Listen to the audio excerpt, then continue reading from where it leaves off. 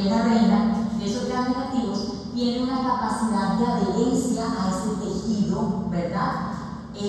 De la vía, ¿correcto? Asciende y por adherencia de esos fibras logra un buen proceso de ascenso y una buena alteración de la respuesta inmunológica del hueso, ¿ok? Reconocer el patrón de resistencia local, identificar la comorbilidad del paciente. Entonces, es un paciente que ya tiene unas infecciones de vía renal o que tiene una falla hepática, no le puedo dar ese tratamiento, sí le puedo dar otro tratamiento, correcto. Tratamiento empírico, identificar la flora de mi ambiente, ¿verdad? Y voy a identificar entonces a quién le voy a colocar tratamiento endovenoso, a quién le voy a colocar tratamiento oral y por cuánto tiempo, ¿ok? Entonces, aquí está una tablita de los antibióticos que habitualmente se utilizan para el tratamiento empírico de la infección de vías urinarias y hay para las infecciones de vías urinarias complicadas.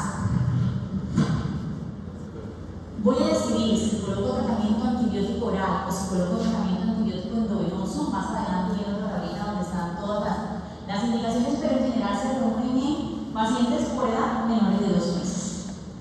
Pacientes que estén lógicamente sépticos, pacientes que tengan intolerancia a la vía oral y ya otros pacientes que no han respondido al tratamiento antibiótico previo oral o pacientes que ya tengan malformaciones conocidas, ¿verdad? Porque esos que ya tienen malformaciones conocidas han podido tener infecciones previas y si han tenido infecciones previas han usado antibióticos previos y si han usado antibióticos previos, bueno, vamos a hablar de esta diadema. Si han utilizado antibióticos previos, descansaron.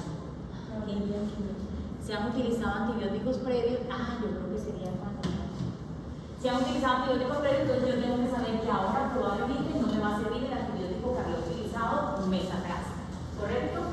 Siempre procurar tener el cultivo de la infección anterior del paciente, porque recuerden que podemos tener gérmenes o bacilos que tienen mecanismos de resistencia de producción de beta-lactamases, pero de espectro extendido, donde ya nos queda un poco más difícil para nosotros el tratamiento y que en ellos nos quedarían muy pocas posibilidades, como los carbapenémicos o los aminoglucósidos, ¿verdad? Pero que ya cuando estamos ante un paciente así, ya ese paciente prácticamente no es de nosotros, ya es de interconsulta con infectología, porque el manejo de los antibióticos, recuerden que queremos evitar resistencias y malos manejos. ¿Y cuándo se le da? Entonces, cuando no reúne esas características que mencionaba, intolerancia a la vía oral, que no se ve séptico, que no ha tenido un chance oral, ¿verdad? Y que no es un menor de 2 meses, doy un tratamiento oral. De hecho, lo puedo hospitalizar para ponerle tratamiento oral, ¿verdad? Y que ya recuerden que es lo que se viene haciendo para disminuir el uso de antibióticos parenterales y con ello disminuir un poco la tendencia a la resistencia bacteriana, ¿ok? Una vez esté hospitalizado el paciente, yo voy a ver su evolución. A los 2 días habitualmente espero que tenga una evolución clínica favorable, que ya desaparezca la piuria del parcial de orina habitualmente a las 48 horas, pero no hay indicación de estar recogiendo parciales de orina en urocultivos de control, a no ser que mi paciente tenga una evolución tórpida. De lo contrario, no tengo por qué repetir muestras, ¿correcto? Puedo tener en el parcial de orina una proteinuria o una hematuria transitorias.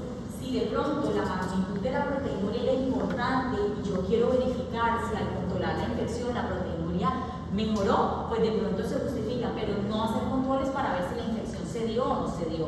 La clínica es la que manda la pauta, ¿ok? Cuando llega el reporte del urocultivo, entonces en ese reporte del urocultivo sí voy a ver la sensibilidad y la resistencia a los antibióticos. Y por ejemplo, esta semana vimos un caso, paciente en el urocultivo reportaba resistencia a cefalosporina de primera y él venía con cefalosporina de primera con una evolución clínica favorable. ¿Qué hay que hacer? Dejársela, se va para la casa, igual de pronto veo dentro de las opciones y decido si lo voy a mandar para la casa con una cefalosporina de primera o si quiero estar un poco más seguro, lo puedo pasar a una cefalosporina de segunda, ¿verdad? Que aparecía sensible allí, ¿correcto? Entonces, siempre tener en cuenta que lo que prima es la evolución clínica del paciente. Ustedes ven que en la UIMI se hacen las ecografías cuando el paciente está hospitalizado. No debería ser con relación a que cuando estamos en proceso agudo hay una alteración de la homogeneidad de la corteza renal, ¿ok? Por el proceso inflamatorio agudo. O sea que un radiólogo me puede decir cosas que de pronto no sean tan inciertas porque son efecto de esa inflamación de momento, o sea que no son un cambio permanente. Allá se hace simplemente por lo que hablamos el riesgo social. Si se va para la casa, probablemente nunca se va a hacer la ecografía de este chico y necesitamos identificar si tiene alguna malformación. Pero si ustedes me preguntan, ¿en tiempo ideal? Ojalá después de los 15 días. Todo paciente con primera infección de urinaria, o sí, hay que hacer ecografía renal. ¿Ok? De ahí en adelante, estos exámenes como la cistolitografía miccional o la gamografía con DNSA van a ser si tiene infecciones de vías urinarias recurrentes o si en la ecografía le salió anormalidad de la vía urinaria. ¿Ok? Entonces, si es un paciente menor de 1 año, y aquí les dicen, voy a preferir hacer primero la cistolitografía miccional, que la debo hacer mínimo 1 mes después de haber tenido la infección, teniendo un urocultivo previo negativo, porque recuerden que es un examen invasivo en donde a través de la sonda inyectan un medio de contraste que dibuja la vía urinaria, ¿verdad?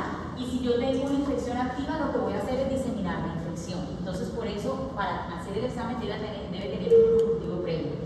Y de acuerdo al resultado, decido si paso a hacer la gamografía con DNSA o no. Y si no hay alteraciones ecográficas,